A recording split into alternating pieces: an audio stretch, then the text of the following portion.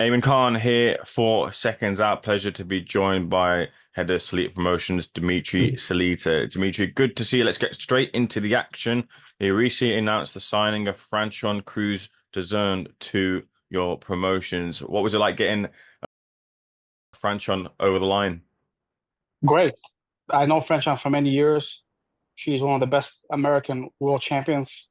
Great fighter. Has been through the grind. Really uh, pushed it through and beat a lot of great fighters, and gave Claressa Shields a very difficult fight. Gave Savannah Marshall a tough fight. Split decision loss. Many thought that she won. It was a fight that happened in the UK. She actually sang the national anthem before the fight. So she's multi-talented. Great lady, and has a lot of personality. And we were experiencing a great growth in women's boxing. And I really believe that Franchon fits right in with some of the biggest names in the sport. Has she told you her targets yet? Have you been given a hit list from her? Well, she beat Shadeja Green. I believe that she wants to get the rematch with Savannah Marshall because she feels that this is a fight that she's won. She's interested in the fight with Claressa Shields as well because it was very competitive. They both made their pro debut. Both have obviously grown as fighters. But just goes to show you, obviously, Claressa has shown throughout her career her desire to fight the best available contenders. And you can see that from Franchon as well, making a pro debut. Both of them, Franchon was a multi-time national champion, world championship medalist, Pan American gold medalist, etc.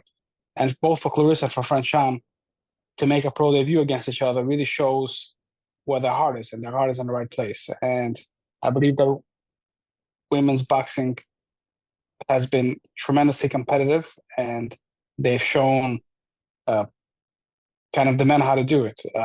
And really, Franchon is willing, ready, and able to fight the biggest and the best names in women's boxing, and that's what we're going to try to do. What about the rest of the talent at Salita Promotions? Can you give us an update as to what they've got in line for them next? Well, as it relates to women's boxing, we have obviously Claressa Shields, world champion, Franchon Crews, world champion, Samantha Worthington, the 140-pound number one contender in WBA at 140 pounds, co-promoted by Claressa Shields, her teammate, Ashton Lazada, the first ever Puerto Rican Olympian, an incredible professional prospect. I believe a blue chipper and one of the best female prospects in the sport of boxing, soon to be a contender. She made a pro debut March 2nd in Clarissa's undercard. And Caroline Vieira, 126-pound world-rated fighter, rated top five in all the organizations. Very talented, very skilled, and I believe is going to make a lot of noise in a very exciting division as well. As for the men, you know, uh, uh, we have several fighters on tap, both on the championship level uh, as prospects and contenders. We're going to be announcing uh, our next big event next week. So I, I don't want to spoil it, but it's going to be a great announcement for the next show, and it's going to include some incredible men and women on our roster that are going to be in competitive fights as always, and looking to take the next step in their careers, whether it's a world title or a regional title or just the next fight to build their record. Looking forward to that announcement. What about specifically for Claressa, waiting on that announcement? What can you say as to her next challenge? Because it appears like she's running out of those challenges because she keeps knocking them down. She is. She's like Roy Jones, Sugar Ray Leonard, Floyd Mayweather. She's just so good for a competition that we always have to be creative to make the biggest and the best fights and to make it significant. And her last fight did really well with a movie coming out, and I believe it also premiered in the UK. From what I hear, it did pretty well. So Claressa, with each fight, kind of climbs up another step of fame and notoriety. And we always want to move the bar. We always want to fight champions, want to fight the best. And really, from the beginning of a career, believe it or not, it hasn't been easy to make these big fights because a lot of the champions and the top contenders avoid her. They talk the talk, but they don't sign the contract and they don't walk the walk or put on the gloves or get their hands wrapped to fight Claressa Shields. So always have to be creative and and make the biggest and the best fights. And you're being a world champion doesn't necessarily mean the United States and the UK. These are the powerhouses and the biggest countries that produce some great fighters, but there's world boxing in other places, and there's unique talents in other places as well. So, we're always looking and exploring. And like I said before, I believe that for Claressa, the symbol that she is for her to fight in the UK, I'm sorry, for her to fight in the Middle East, for her to fight in Africa would be tremendous. He's already fought in the UK, obviously, and did a great job. And I believe not a fight not a fight versus Savannah Marshall, but something different. She would come back and put on a great performance for the British fans. The challenges for Claressa Shields, as you mentioned, have been certainly creative and innovative. And speaking on that, MBP Promotions, I'm sure you've seen, have made their recent announcement and done their press conferences as well, too, for the trilogy of Katie Taylor versus Amanda Serrano. They've attached the woman of all time, GWOAT Monica, to Amanda Serrano. I wonder what your take is on that. Amanda Serrano and Katie Taylor are both very good champions and very good fighters, and I really wish them all the best. And it's great uh, that they're getting fame, recognition, and performing on the big stage. However, when it comes to skills and when it comes to boxing, you can't compare Claressa Shields' accomplishments and her skills and her ability and her career as an amateur, as a professional, to uh, to those fighters that are very good. They're very good fighters, but being the GWOAT, being the greatest woman of all time, or being the GOAT, being the greatest of all time, is a very special title. And Claressa, first of all, and it involves many different things. First of all, most importantly, it involves skill and accomplishment. And Claressa's skills and accomplishments are second to none. And it's pretty scientific because look at her resume, look at the titles she's won, look for how long she's been undefeated, look at what she did to Savannah Marshall in the UK away from her hometown. So there's not much more to say if you look behind the numbers. The other thing about being the GWOAT is being a symbol and being a person of strength that breaks barriers and accomplishes through their sport of boxing great things for society and highlights things that are important. And Claressa has done that really since the beginning of her career. She's the first woman ever in the history of the sport in the United States to headline cable television, which was on Showtime, her second professional fight, our first fight together. And she has just been tremendous in uh, inside and outside the ring. So Jake Paul and all of his team are relatively new to boxing, and Jake Paul is a sensationalist in terms of media and press, and I'm happy that he's in a sport because he gives people, fighters and fans, an opportunity to connect to boxing, and he has the ability to interest different platforms like Netflix, which is great. And for women's boxing to grow, for the sport of boxing to grow, there needs to be competition. There needs to be options. So it's great that there's a company uh, who is dedicated a significant portion of their resources to women's boxing. I'm not competing with them. Uh, I feel that the fighters that we represent, we're the best at it, and we've shown it through and through, from the females and to the males. And uh, and it's great that Jake Paul is doing his thing. Again, it's not a competition. I'm a fan of the sport, and I've been following the sport of boxing for a long time. The best environment is when uh, people work together and make the biggest and the best fights, so the sport of boxing can grow, so that the athletes can get opportunities and get the fame and the riches that they deserve. So, uh, I feel that Jake is improving as a fighter, and by the same token, he's learning as a promoter because of his name and his brand. He's obviously attracting a lot of attention, and he's doing a good job in leveraging it into his business from the outside, right? I don't know what's going on the inside. From a man's point of view, I see, some of the prospects that they have, don't really progress to a level that may be possible for them.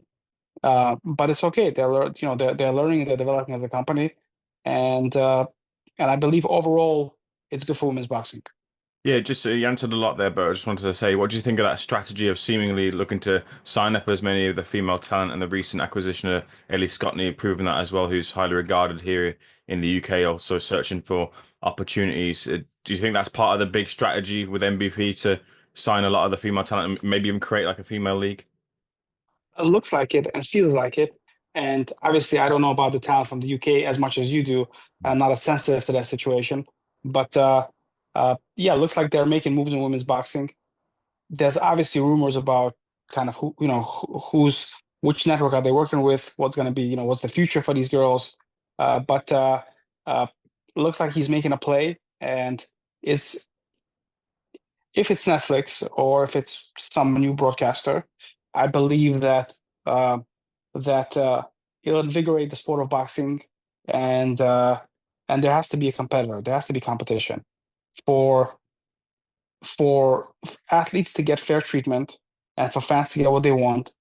There has to be competition. So in the ring and outside the ring, and it's not a competition in a in a mean way, in like a disparaging way, but it's competition and making sure that your product is the best. So you know, I'm very confident about where we stand and what we do and what we bring to the table. I don't have the name of Jake Paul, obviously, right? So I don't. There's a sensationalism involved, but we're about the business. We're about boxing. We're about building fighters the right kind of way. We're about marketing them the right kind of way, um, and uh, and and and not to say that. And there's many different right kind of ways. So I just feel that what we're doing works for us, and we keep bringing on uh, the best people we can find in terms of the fighters and also people behind the scenes that are making the sport grow and to progress the things that we do inside the ring, from from broadcasting to social media to publicity to matchmaking to making sure the fighters get rated, etc. So it's great to see that the sport of boxing brings in new personalities, and that's the way for the sport to grow. I failed to mention when it comes to a competition for Claressa Shields, she welcomed the opportunity for Lauren Price to eat a hamburger, as she said, and come up the weights and fight her after her win over Natasha Jonas. The possibility of Claressa Shields taking on Lauren Price, do you feel that could happen? I think that Lauren Price needs to uh, become a little more known and get a little more uh, muscle behind that hustle, so to say, and win a couple more titles. For sure, Clarissa wants to fight the best, and if she becomes big name and a big sensation, I believe that it's a great fight. Certainly, some of the biggest fights in the sport have involved a U.S. and a UK rival, whether from one to the other. So always great to see uh, the sport of boxing internationally. And one of the things that I gotta say, although Jake Paul signed, one of these fighters that was with Eddie or used to be with Eddie, feels like women's boxing in the UK is pretty healthy, and there's a tremendous amount of support for it, and people like it, and people enjoy it, and you can see with Katie Taylor and with some of the other fighters. So it's great to see. I wanted to ask you your take on the UK, I guess, promotional battle. You got, of course, the leading promoters being Ben Shalom, Eddie Hearn, Frank Warren. Frank Warren has scooped up a lot of talent, a lot of them being the heavyweight talent. Eddie seems to, I guess, if we're being fair here, maybe focus more so on the US and UK, maybe doesn't have quite the stars that he used to, but more looking to have those foundations and settle them in the US. Ben Shalom establishing himself as well too. But what is your take on the UK scene right now, given some of the shifts we've had in the last 18 months or so? I think that again, looking from the outside and doing a little bit of business with both, I think that Frank Warren and his son George run a very good business, and they obviously had a long-term relationship with the Riyadh season with the Saudis, and they were able to leverage it into a lot of events, a lot of high-level events where the fighters benefited, and they able to acquire a lot of talent. So I believe that they for sure have uh, the most elite heavyweight talent in terms of level of fighters besides Usyk and the amount of fighters. So they've done a great job. Eddie, we've done Eddie's first two events in the United States, which were on HBO before the Zone when he first came to America. You gotta respect Eddie's work ethic, and and desire, and gives great interviews that I enjoy watching. So, they both bring something to the table, and both have different strengths. And I believe, every time I go to the fights in the UK, it's just so phenomenal, such a tremendous atmosphere. I mean, the boxing fans, the music, the presentations, they're really phenomenal. So it's good. It's interesting to see how uh, these big players and the now the kind of the insertion of Dana White into boxing will all balance itself out, and whether again the universe of boxing is going to be divided again, or whether we'll find a way to work together and to and to benefit our fighters and the boxing fans. Lastly, I want to mention, of course, Jarrell Miller is over in the UK. He's going to be taking on Fabio Wardley. Jarrell, I guess, doesn't fail to mention opportunity to, I guess, give a dig at you. But what's the current relationship or status with Jarrell? Are you still working with him for this fight with Fabio? Has he taken? I haven't seen any interviews where he has he taken a dig at me at the last trip to I the think UK. maybe during the press conference, I think if I'm remembering correctly, but of course there've This been last press previous. con- I I think mean, obviously, this press conference, my name came up. I wasn't aware. I can't. So, Maybe I'm misremembering there, but I'm sure we don't. We both know that interviews in the past, Jarrell's obviously not the. yes, Yeah. yes, yes, yes. So, we've had uh, issues for some time, and kind of it's warm. It's hot and cold sometimes. Jarrell is very warm, and uh, and we have a good relationship, and then literally a few days after that, it's ours. Uh, but I would say that um, that we have our legal disputes, and I don't want to say too much about it. But I always felt that Jarrell had the skills and the personality to be heavyweight champion of the world, and I still believe that's a goal that he can reach, and certainly his personality and his flair, adds a lot to the heavyweight division. And being from Brooklyn, New York, is significant as well. So, in the ring, yeah, I believe Jarrell is one of the best heavyweights in the world. Does he beat Fabio Wardley? It's a good fight. I think that Jarrell at 80% beats Fabio Wardley. Fabio hasn't had an amateur career at all, actually, right? From what I know, and he's strong and powerful, but I believe that Jarrell is a different kind of fighter, someone who he's never faced before. Frazier Clark is probably the best fighter that Wardley has faced, and they say there's levels to this. I believe that Jarrell, skill wise, strength wise, mind wise, is on a different level, and Jarrell knows how to intimidate the guy from across the ring, and Jarrell is just so much bigger than Wardley. So I believe that if he can be in shape to walk him down, to stay busy, I think Jarrell has the ability to stop him. Yeah, could you take me to the camp for the fight with Daniel Dubois? Because he mentions that, look, he wasn't 100% there, but he gave Daniel Dubois some problems in that fight and was only stopped in the final throws. So can you let us into what was going on with Jarrell in that camp? Well, I mean, Jarrell was coming off of his suspension about a year and a half. He's got back to the ring a year and a half before that fight. We got him a couple of stay busy fights to bring him back to get the feeling. But it was really the biggest fight of his career until that time. So actually, still today, this is the biggest fight of his career was against Daniel Dubois, and Daniel Dubois has since shown that he's one of the best heavyweights in the world. Knocking out Anthony Joshua in spectacular fashion and having some really solid high level wins.